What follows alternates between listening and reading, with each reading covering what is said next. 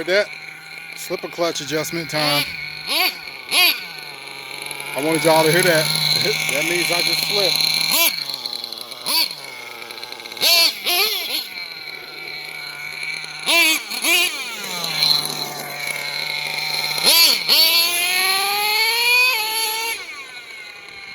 Y'all probably wondering what I'm doing. Well, I actually made an adjustment.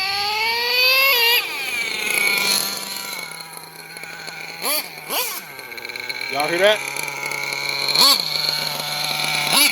Slippers. So, yeah, I gotta go over the truck. Something's definitely slipping. But, yeah.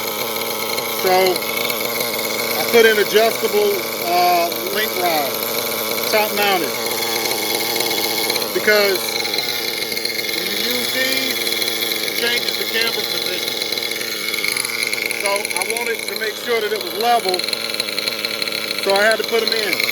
On the front, there's no room. You can't do them right here. Too close. The back, there's just like maybe 1 millimeter, maybe 2 millimeters, just enough room.